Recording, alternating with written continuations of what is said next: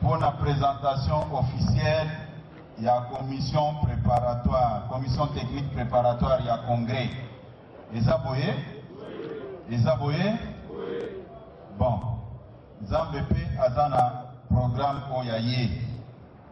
Comme on a dit sur Batou, les Andemé Mokona Oyan Zambété. Toyokani? Il était prévu que cérémonie wana esa malelo.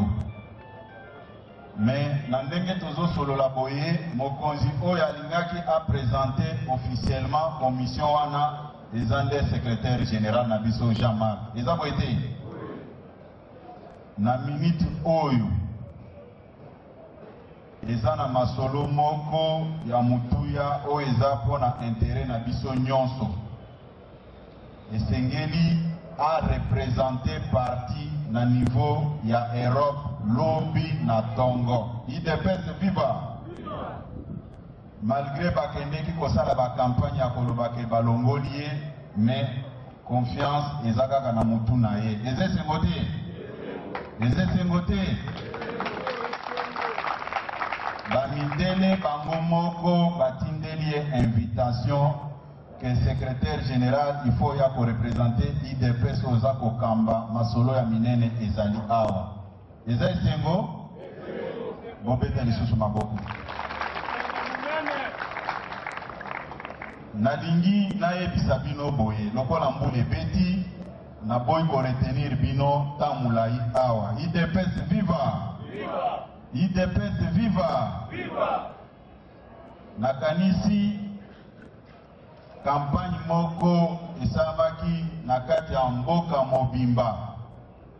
O babandai koyebisa batu nyonso ke biso awa toza contre congrès. Makambo wana bino nyonso boyokaki yango tosala hypocrisie. Ezalaki biloko ya lokuta. Toyokani? Secrétaire général azwaki décision ya kotia en place commission technique préparatoire pour préparer congrès extraordinaire na biso oye kozala na un seul point à l'ordre du jour. IDPS viva! Viva! Un seul point à l'ordre du jour eza poto pona mokonzi ya sika. Eza boyete? Oui. Nakanisi ndenge bozotambola wana bozana mokonzi ya sika na papoche na bino. Eza yango te? Oui. Mokonzi yango kombo na nani o bino bopona? Bo manifeste yango na maboko na bino akotombola. Kuba ngamu na ebisi bino te euti na mitema na bino moko. Eza yango? Eza yango? Est-ce que mutu akangi bino na makasi po boloba yango? Est-ce que likambo bongo il faut to bunda to swa nao? Volonté à base elingi nani? Nani? Est-ce que nabakiti oyo Félix Avandiao? Avandiao? Nakanisi vendredi passé nazaki na Lukunga. Bato Lukunga pe bapesaki nga message na bango. Kaka ndenge bino bolobi wana. IDPS viva! Viva! Est-ce que secrétaire général Jean-Marc Avandia bomoni? Est-ce que mutatie bino pression? Bino bolobi candidat na bino nani? Nani? Voilà. Yepe na ndenge aza démocrate alingi ko brisker makambo te. Asengi bino bozala na kimia soki mukolo wana ekoki bo manifester yango. Eza esengo te? Osali mikolo ebele tosololi ya mingi te. Ba mususu balandaki lobi na télévision na kosenga ba journaliste o bazali awa baleka boyi. Ba journaliste o bazali awa s'il vous plaît boleka boyi. Pona nini naza kosenga na bino bapanzi sango boleka liboso awa. Il faut à un moment donné boto sape population oyo. Ezate ke soki mutu abengisi bino alobi o nazosala eloko songolo pakala automatiquement ekomi eloko ya solo. Na memi stati ya IDPS yangoyo. IDPS viva! Viva! IDPS viva! Viva! Toyoka na malamu. statut ya IDPS oyo mutu nyonso ayebi ke aza mutu ya IDPS akose conforme na makambo oyo statut elobi. Eza boye te? Mais bato baza serie te. Bruno Tshibala andimi koservir Joseph Kabila. Il faut que lobalika mango sans parti pris. Bruno Tshibala ye mutu akenda kolégaliser statut oyo ya IDPS. Po bato mususu bakokanisa ke non national ya linga koloba kaka makambo aza na preuve te.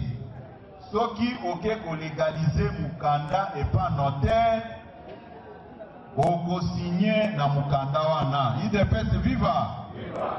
Na kobenga bino bapanzi sango page ya suka oyo otanga ngo bien mutu akenda kolégaliser statut na biso soki otangi bien kombo na ye Bruno Tshibala. IDPS viva! Eza bino information yo Bruno Tshibala atanga droit na ye na Brazzaville. IDPS viva! Non, nayebi pourquoi naza kopesa ba détail wana. Atanga droit na ye na Brazzaville esika atanga. Mais à ma grande surprise, même un menuisier a koki kosala biloko ya aza kosala te. Ce n'est pas de cette manière que Bruno Tshibala peut récompenser Etienne Tshisekedi wa Mulumba. IDPS viva! C'est méchant quand vous toza kozongela makambo oyo. Statut ya IDPS disposition moko elobite que un secrétaire général ou soit le porte-parole que je suis, j'ai les prérogatives de convoquer congrès. IDPS viva! Pouvoir wana eza reconnu statutairement que na batu misatu nde sika baza koambrie bino directoire.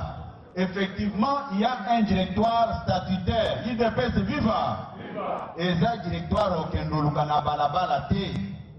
Makambo nyonso eza prévu par l'article 26 de notre statut. IDPS viva! Article 26 elobi boye. Soki président na biso akufi ndenge kolonzambe abengisi ye. Tokokende koinventer eloko mosusu te ndenge bato ya lopoto balobaka on ne peut pas inventer la roue. IDPS viva! Tout est déjà réglé par les statuts. Mais pour la motema mabe ya bandeko na biso wana balingi ko entretenir flou na mitu ya bato que non, il faut un directoire. C'est très malhonnête et méchant. Directoire wana eza statutaire. Eza banani o bako constituer directoire wana.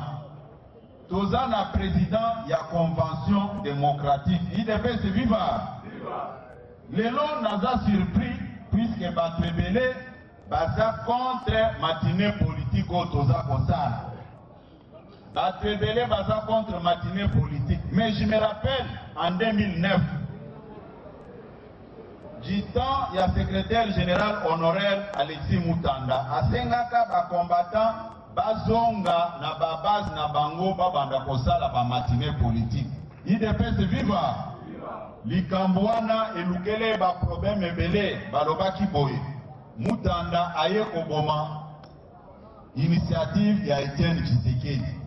Nayebi ke bakoma mikanda batinda na poto pona ko réclamer matinée na ba siège na biso oyo. IDPS viva! Mais à ma grande surprise, natunaki moko na bango. Un intellectuel de son rang a critiqué matinée puisque azo komango na français, croyant que kokomabilo na français c'est le synonyme de l'intelligence. Baza ko attaquer matinée pour na nini? Puisque bayebi que à travers matinée boko bandoe ba vérité ebele. IDPS viva! Bafunda Moutanda bamemo soki boni ke aza contre matinée. Mais lelo bango batelemeni matinée, c'est comme si matinée tango tozo kota awa tozako yebisa bino ke bo soutenir Joseph Kabila. IDPS viva! Or matinée est un cadre institué par le président Tshisekedi après élection il y a 2007, puisqu'il y avait un problème sérieux n'a qu'à parti à cette époque-là. IDPS viva! Mais nous avons rencontre moko, en d'autres termes, tokobenga ngo que eza causerie morale ou bien réarmement moral de la troupe pour des actions. Tokolo belango bongo, bato alopoto bakopesa ba qualificatif rebelle na makambo tosala kalelo. Mais namoni que matinée politique eza ko déranger bato balingi kokosa population. IDPS viva. Na posé la mutu nyonso, je lance le défi à quiconque de me prouver le contraire. Ndenge ba montake eloko alukuta awa, au secrétaire général akoki ko signer na ba carte te. Ezaki biloko alukuta ya motema mabe. IDPS viva. Naza kozongela likambo na uti koloba tout à l'heure au sujet de l'intérim du président. Trio oyo eza prévu na statut na biso. Balobi te ke bakokende koluka mutu ya province songolo pakala po basala directoire wana. Tozoyoka na malamu. Admettons ndenge naza koloba liboso na binogo. Est-ce que nga nazwaki mandat ya bato ya province na nga pona ya kolobela bino? Quelqu'un peut se tenir dans un coin à l'obino, on ne t'a jamais donné un mandat. Il peut se vivre. Ndenge nazabo, nazana posa mutuaï sangate que non. Et au moins, il que toza ko soutenir yo. Non, non, je n'ai jamais été élu. Nazaki nommé sur proposition du secrétaire général. Il peut se vivre. C'est la même chose, même secrétaire général. Azaki élité, Azaki nommé. Toyokani madame. D'où par conséquent, Moutouko manifesté motema no mabete, au CG au moni, ce qui ont sali bobiso tozano d'accord. Attends, ozana est d'accord, tu sais qu'il y a tika qui est place wana. Toyokani? Toyokani madame. Totika koko saba combattant. Ce n'est pas responsable, ce n'est pas sérieux. Et puis baza koko sabilo wana, ce sont des intellectuels. O baza koko sa. Et puis naitangi biloko mususu, o na kotika tekeleka. Ces derniers temps, on a mis une équipe des incompétents. IDPS viva. Mukolonini ba organisa concours na kati ya IDPS potoye ba ke songolo pakala aza compétent o aza compétent. Soki na lobi ke natelemisa batu nyonso bafandi awa. Non, ce sont des cadres universitaires nenge bafandi wana. Mais Tokutana ki wapi potoye ba ke yoza compétent. Et puis je vais vous dire une chose, diplôme et vélo. Mais ce qui compte en politique, c'est la constance. Toyokani, yo kwa na ba diplôme na ona, tu n'es qu'un vagabond politique. Na butu oza na batuboy. Na tongo oza kokosa ba combattant. IDPS viva. Eloko yo naza kozongela ngo. Na tangi na ba journaux. Même soki IDPS va constater auto-exclusion y a Bruno Chibalate.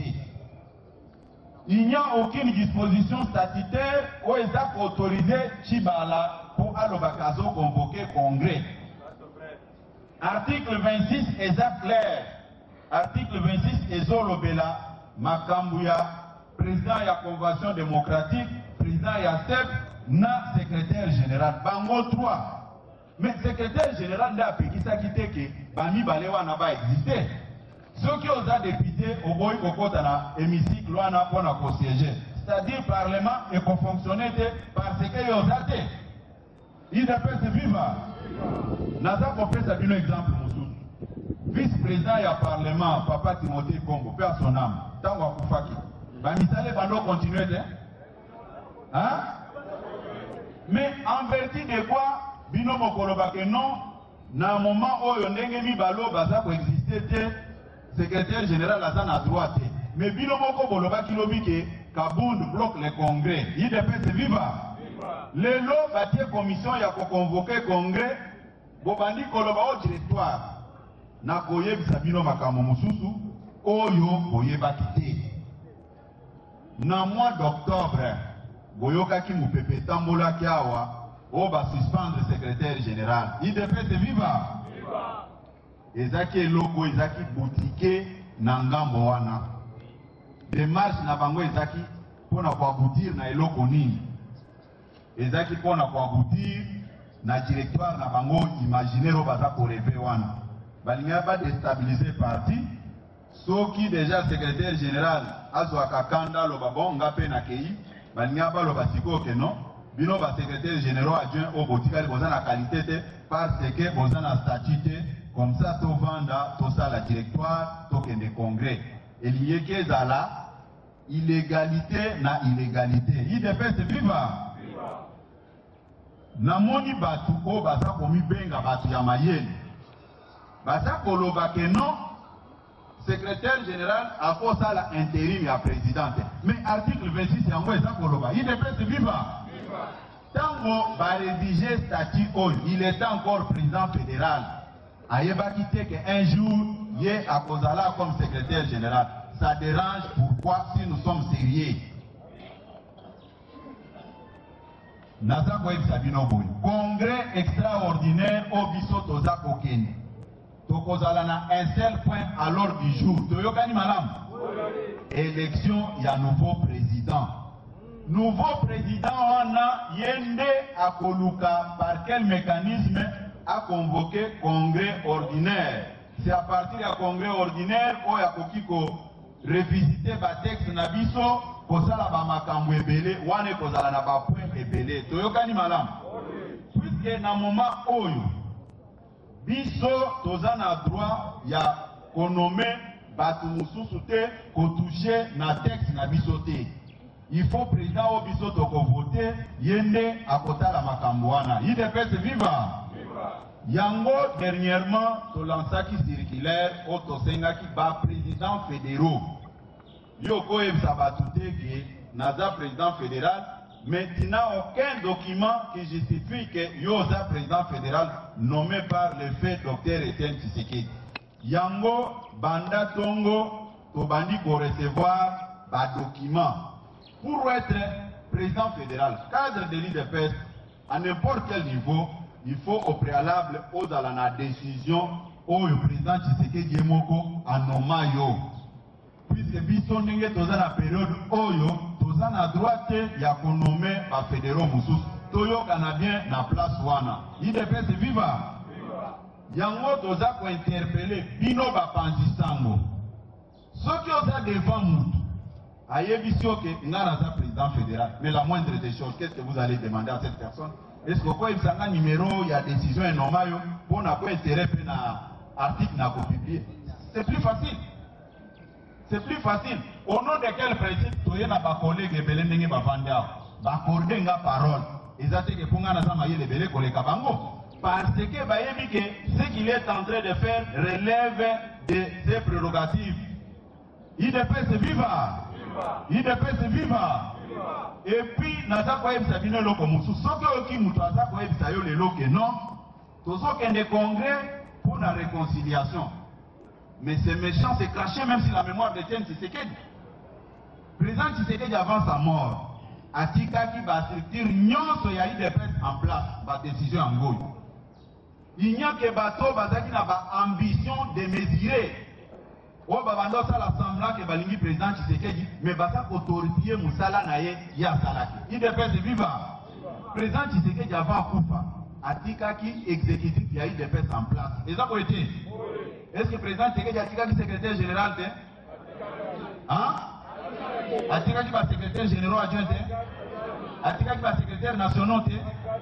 Mais organisation, il y a trop de désordre. Désordre dans le monde. Yo, oye na ba ambition na yo. Oye olo bakeno na lingi na doit faire nomination nanga.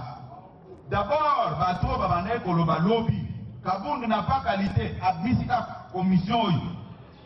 Ebele, oh non, c'est chaud, c'est chaud, oh il n'y a qu'un seul camp. Ah ouais, et ça, il y a camp, IDPS viva. Si vous êtes sincère, Bolanda, Makamundenge, Stati et lobby. Et puis ce n'est pas n'importe qui, oh Yakoya, na congrès wana. Pour être membre au congrès, article 17, il y a statut et déterminer critères, il y a banani, Bakoya na congrès. IDPS viva. IDPS viva. Et ça c'est que pour au moi groupe non quelque part au commis papa mais pas toi kabila pe pas comme mais pas ça honnêteté et là on est ça pour la que pour yo commis neze lo kwa solo na yebi sibino makambu ya Bruno Chibala nalobi ke ndenga zawana azana qualité mon côté qualité azana ngo boyebi ke pour des raisons sociales batu oyo lelo bazana difficulté ya ko vivre na mboka oyo yango bazokende ko flatter ye comme balobaka ke un flatteur vit au dépend de celui qui l'écoute yango bazokende ko saye bino bapanzi sango nalobi boye botu na ye ke monsieur Bruno Tshibala lakisa biso disposition statutaire oyo ya IDPS admettons même que azaki expliqué il est encore au sein de l'IDPS approuvé bino atanga droit na Brazzaville non mais nalobi makambo naza koyebisa bino nazoloba te ke na ndenge ya kochola ye ye moko bon pourquoi tango RTNC na télé 50 balobi katanga na Brazzaville ça ne pose pas de problème nga soki na répété biloko bango balobi bomone nazochola ye ce n'est pas ça naza koyebisa bino ke mutu neti Bruno Tshibala ne pouvait pas récompenser la mémoire de Etienne Tshisekedi na ndenge aza kosala. Bruno Tshibala doit suivre l'exemple de Bruno Mavungu. Yaza Bruno, alanda pe exemple à Bruno Mususu. Mavungu asali parti politique na ye, tango tozo kutana na ye topesa nimbote, boni bino kuna, biso tozabe, yo pe kuna ndenge nini. Mais c'est comme ça. Au lieu de créer la confusion, nalobi ke bino bapanzi sango. Bo aider population, ce n'est pas sérieux. Même bao baza kolobela otozo kende congrès, ce n'est pas donné à tout le monde que bakota congrès. Ce qui otangi article 17 ya statut na biso, elobi banani bakokota congrès. Yo yekaka bono tozo kende congrès. C'est une bonne chose. Mais yo ça pour répondre à profil.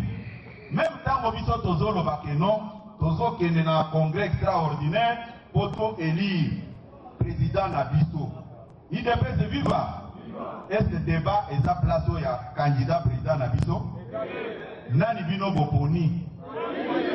Nani? Bon manifestant ngonan. Bino ba journaliste bota la batu bangoana.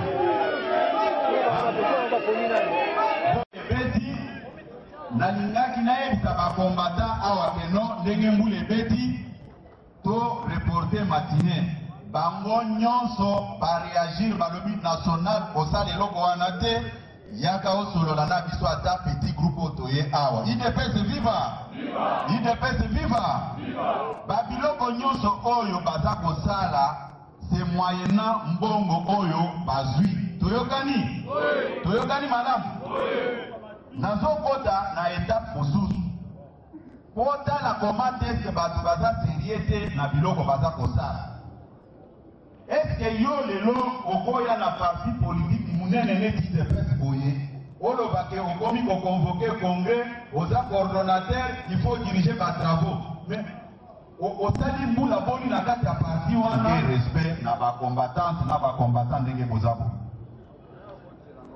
Comment expliquer mutu oyo biso toyambi to fabriquer ye je pèse bien mes mots ou eza décision 01 bar IDPS bar PN il y a 2010 oyo ya convocation en premier congrès mais pour nini nazwi décision oyo nazalaki vraiment choqué tango namoni monsieur Loseki professeur IDPS viva professeur tango naza kotala puisque liste ya baparticipant ngamo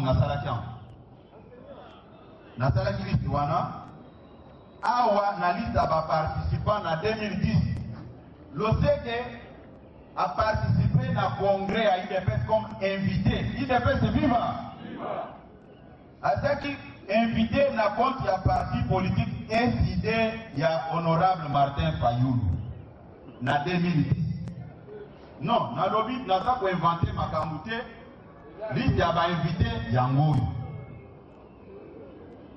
toza na 2012 série ya francophonie je suis obligé de vous dire toute cette vérité avec les petits détails loseke na moninga na moleka bisika nyonso présence okutana na bato de grandes personnalités loseke akangama kinali et eloko wana ekreaki mécontentement na ba combattant IDPS viva ba interpellaki moleka batuni de quel droit ba rencontre président Tshisekedi azosala na ba président africain ba premier ministre na série ya francophonie loseke est toujours là.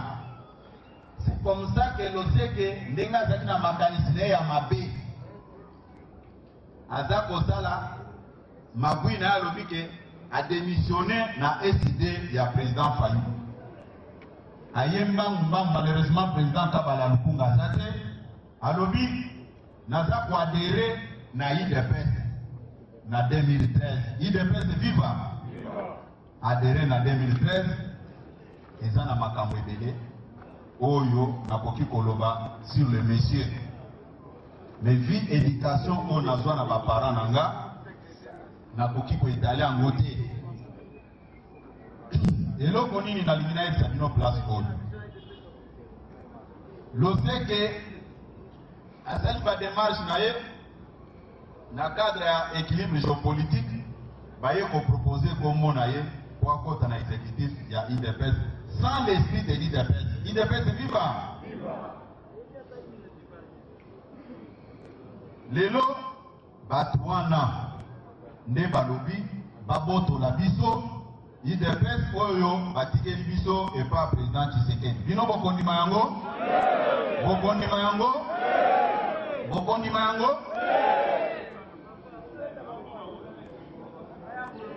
bomoni makambo oyo eza koleka awa eza makambo oyo baza kosala na bénédiction ya bato oyo basalaki semblant ya kozala pembeni ya président Tshisekedi botala bien ntango nazoloba ke soki oki moto aza koyebisa ke non nous voulons le congrès pour la réconciliation et l'unité du parti moto wana aza kokrache na mémoire ya Etienne Tshisekedi boyebi ka l'époque tozalaki sur Zignat kuna tozalaki balocataire eza boyete mais botala inspiration ya président na biso est-ce président atiki biso na balabala a organisé parti na ye atikeli bango siège parce que lopango oyo po mona mutu na Kinshasa boye azwi lopango alobi natikeli parti est même ntango atikaki lopango oyo atunaki mwasine na bana na famille na ye atunaki bango mais lelo yo mutu outi soki wapi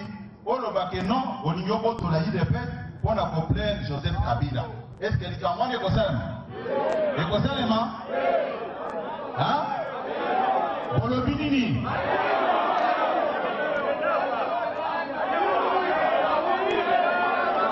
IDPS viva mutu akosa bino eloko moko te bino bakombatant naza koyebisa bino boye soki mutu asali buzoba na kombo ya IDPS makambo wana etali bino bo défendre patrimoine ya papa na biso eza boye te eza boye te po bokoloba wana tozozela mot d'ordre nga nayebisi bino ke soki bomoni mutu aye alingi koblage na musala oyo papa Tshisekedi atiki en tout cas il faut s'occuper na ye toyokani toyokani eloko ya konegocie na mutu eza te bato nyonso wana batangi bauniversité bake bapoto esika basivilization ya makasi ezali me ntango bino boza kolandela makambo oyo esi boza komona eloko moko ya mayele na kati bazwi mbongo bakende na bango basala ndenge Belchika na Bruno Mabungu basala eza boye te nayebisi bino ke likambo ya kongre eza likambo ya blague te nayebi ke boza deja na kandida na bino oyo bozotambola ne na poche bozozela kaka mokolo wana po tosalela yango IDPS viva IDPS viva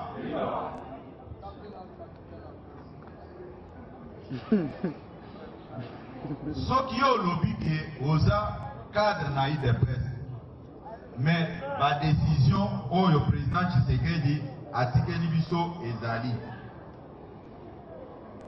toza koloba biloko oyo eza mpona mutu na mutu ayeba place na ye ekozala wapi ekozala oyebi bango mais biso tokose laisser faire te eza boye te eza boye te Les 30, de projeter manifestation. Tolobaki, il faut tout ça la transition sans Kabila. Toyokani malam. Bino ndenge boza boy. Il faut que rassemblement eza eloko na biso. Eza boyete. Nani azako kamba rassemblement. Hein? Mais soki bino boyebike bino mokonde bozo kamba rassemblement. Bino mokonde boza ko attaquer rassemblement. Est-ce que boza vraiment ko sala musala malam? Lobby tango to modifier date ya marche. Biso to loba ke marche na biso ko salema le 28. Eza boyete. Mais toye komona ba kabiliste ndenge ba mesana na bango ko sala désordre. Bango pe ba lobby ba ko sala marche na bango le 28. IDPS viva. Biso to lobi ke il faut toter ya bango. To pesa bango cours ya éthique na morale. Tokani? Nde to lobi bino bosala makambo na bino wana le 28. Biso to kosala le 30. Abu? Ya. Toyokani? Na mukolo ya jeudi le 30 bino nyonso il faut bobima bolakisa makasi oyo rassemblement azali na yango. Toyokani? Toyokani?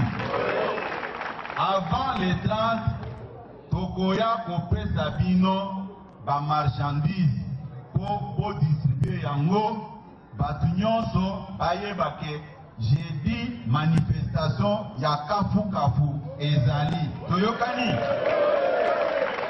Bino batu bobengaka biso au national. Est-ce que marche eza autorisé? Na koyanola bino boye. Il n'y a aucune disposition constitutionnelle ou eza kolobela makambo ya autorisation. Constitution et lobby makambo ya information. Abo?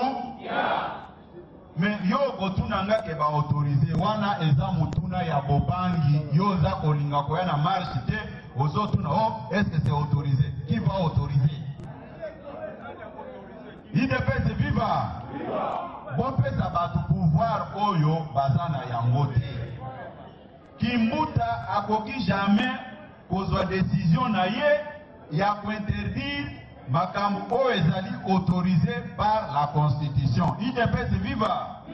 Babiloko wana asala kango pona complaire na famille politique na ye. IDPS viva.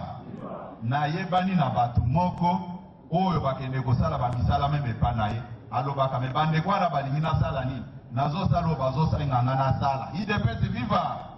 C'est-à-dire ye moko intérieurement ayebi ke batu makambo ya aza kosala eza conforme te na mibeko ya mboka. IDPS viva. Déjà toyoki ke baza ko recruter ba mercenaires oyo batindaka aw. Me biso tokobanga eloko moko te. Toyokani? Toyokani? Bango basoda o toza na bango. Bayebisaka bango ke bango baza apolitique. Ndenge bayebisaka bango te. Mais oye uti koleka na Zimbabwe. Bango baza basoda ou bien ba civil.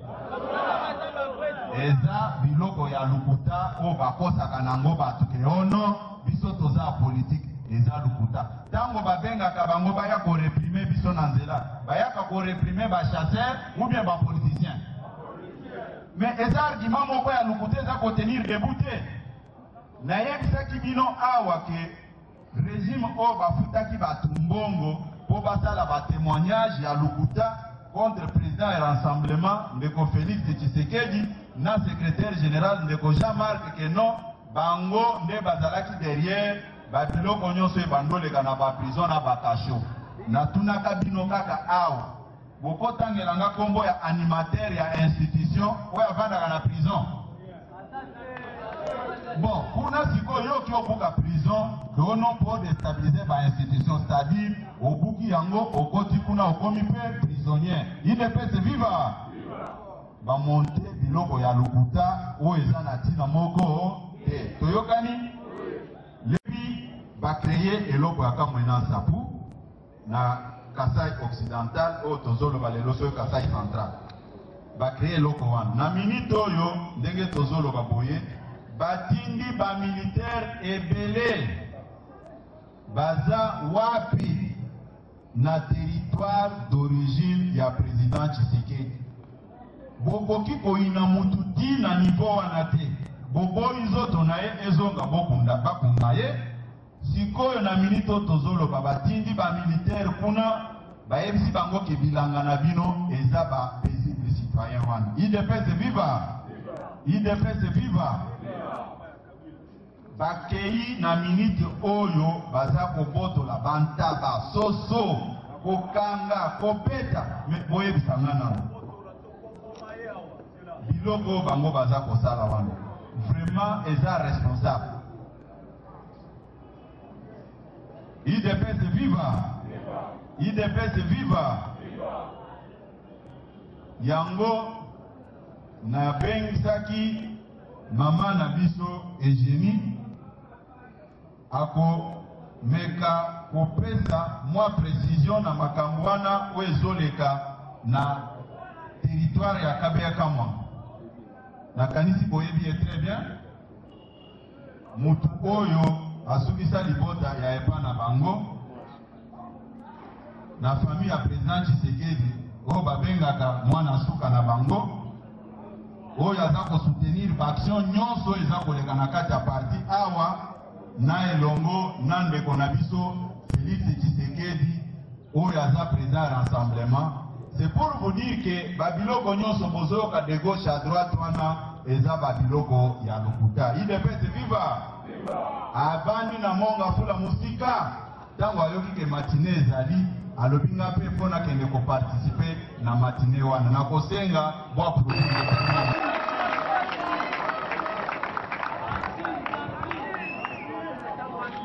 IDPS viva!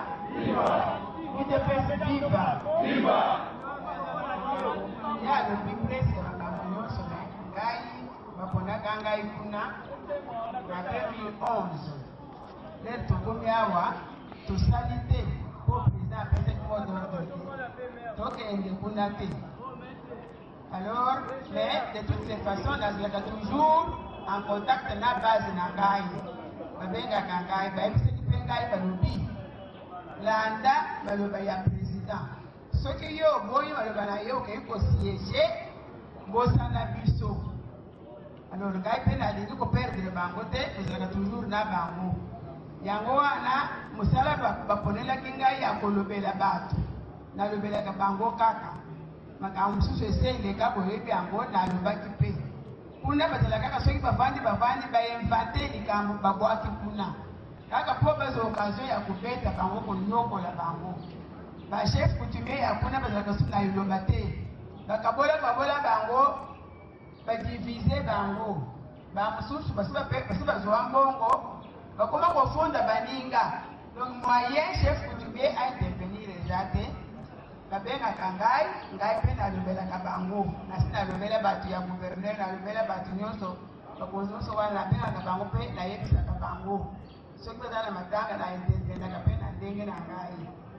Alors lelo après makambo akamwe na sapu obi nyonso boyebi toyebi te makambo wana eutaka wapi me bato ya pouvoir bayebi yango kamwe na sapu avanda wana bandakala biso tobotama tokutaki ye nani mokolo moko te abimisa rebellion epuis ngai nayebi te rebellion moko oyo kokumba kaka na village moko te ezalaka te.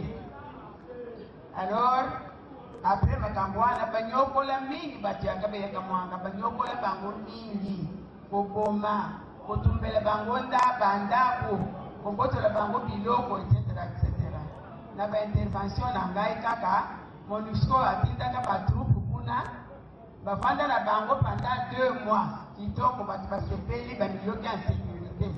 Mais MONUSCO okobanda kuna libela te ntango na ye koki alongwe akei bipai mosusu bato balelaki kaka ndenge balelaki wana ya solo bakoloba na bango bozela bango soki bango bakei kokotana.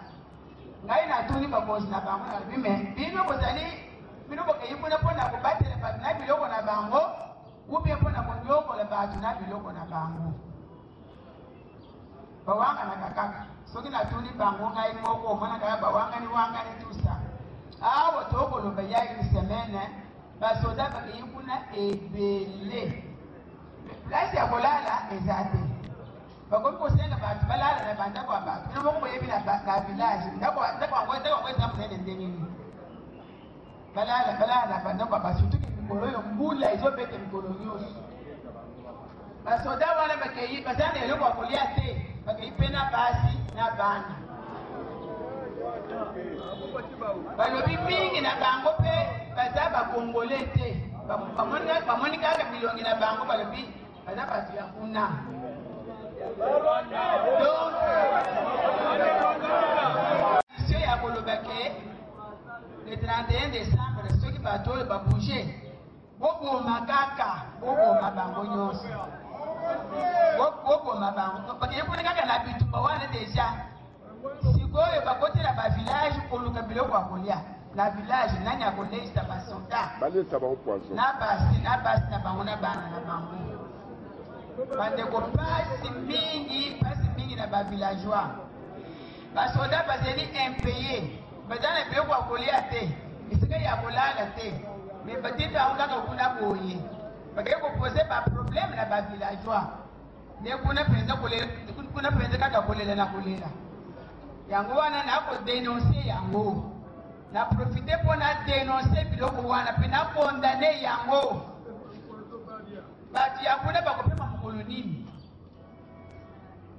bato ya base na ngai bakopema mikolo nyonso kaka makambo donc kuna basi bazongisi babarrière mpo liboso lere batiaki babarrière nalobaki babarrière ediminue moke siko balobi ezongi kaka ndenge ezalaki olongwa mbushimai iti kokoma kuna 12 barrières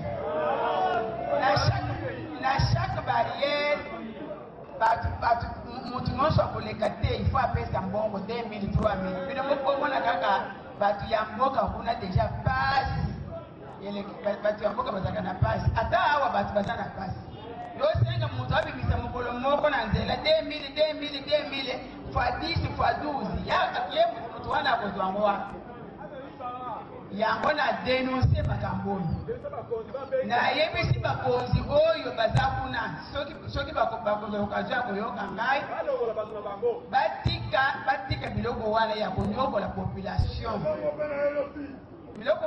biloko wana ya konyokola population eza malamu te bato bazali bato ya nzambe baza bato ya Tshisekedi te baza bato na ngai te nasinakela na mutu moko te bato ya nzambe oyo bozali konyokola mbula na mbula konyokola bango mokolo moko kake moko ekouta kuna na lola kolela ya bato wana ekobenga punition ya nzambe punition wana soki eye kokamwa te natondi bino bopetela mama Eugénie Maboko nakanisi ke adécrit situation nyonso oyo ezoleka na territoire ya Kabeka Mwanga epuis boyebi ke babiloko nyonso wana eza commandité à partir ya Kinshasa. UDPS viva! UDPS viva! Yango biso tokozonga nsima te. Mpona nini baza kotinda basoda kuna?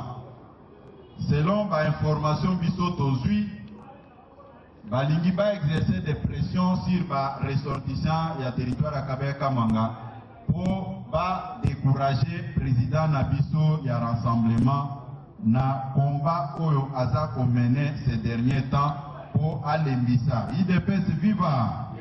Est-ce que président na biso o toza na ye abundaka kaka mpona bato ya ekolo na ye? Abundaka mpona ekolo na ye? Bomona niveau nini bandeko toza na bango o bokanisaki baza mayele niveau ya raisonnement na bango en dessous de la moyenne. UDPS viva! Na ebisi bino boye mukolo ya le 30 c'est un jeudi. Boyebi jeudi saint oto bando senga audit ya serveur central yango toponaki date ya le 30 puisque c'est un jeudi. Il faut pe ba o bazwa tasse na bango ya café. Toyokani? Toyokani? matinée oyo ekolanda ekozala matinée oyo toko distribuer ba marchandise oyo toko distribuer na cadre ya sensibilisation na sina ebisa bino ke so tobengaka ndenge mosusu ba tract ba petit biscuit les infractions akosi toyokani soki les infractions ba interdire ba bande passante oyo elekaka na ba média ba interdire ba panneau publicitaire ba interdire ba affiche puisque ba éléments nyonso wana ce sont des éléments de communication. IDPS viva. IDPS viva. Yango na ebisi bino boye pona ba o baye na sima. Mbula ebeti mais nakoki kosilisa na bino te sans ko remercier bino. En tout cas nakosenga bino moko beta maboko makasi puisque boza ko mériter ba honneur wana. Yango naza vraiment ko remercier bino pona likambo wana.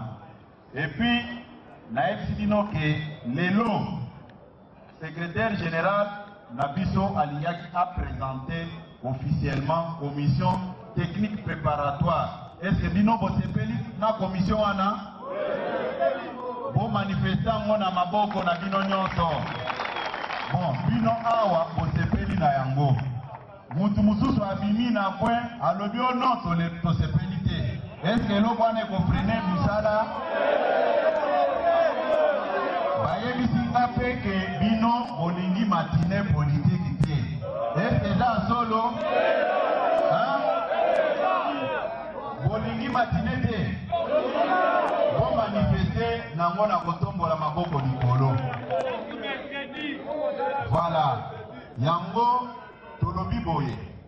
Secrétaire général Aliaki azala na biso awa.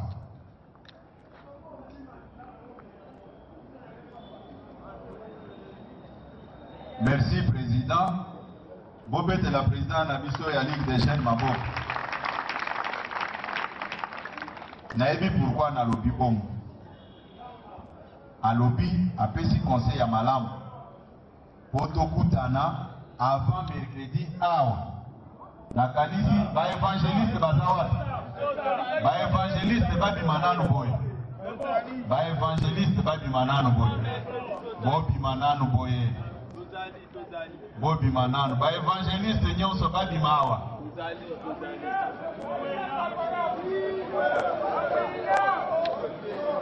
Na lobby ba évangéliste tout ba bimawa. Bobete la bango maboko makasi. Mais quand bino bozolo bakeno base bayebi biloko wana te. Bozolo ka base ni. Hein? Na lobby bomoni ke Lukuta eza na place na lopango ya Etienne Tshisekedi te. Eza boye te? Oui. Est-ce que bino bolingi ba boto la bino lopango ya papa na biso? Hein? Est-ce que Gosalema? Et Gosalema? Na lobby boye. Bino bon mobiliser base. Vous évangéliser comme d'habitude. Les 30, il faut Toyoka Nini. Toyoka Nini. Les 30, il faut Toyoka Nini. Pour manifester en Onanu. Hein? Mais Bao Babane pour discuter pour le 28 Baoutaki Wap.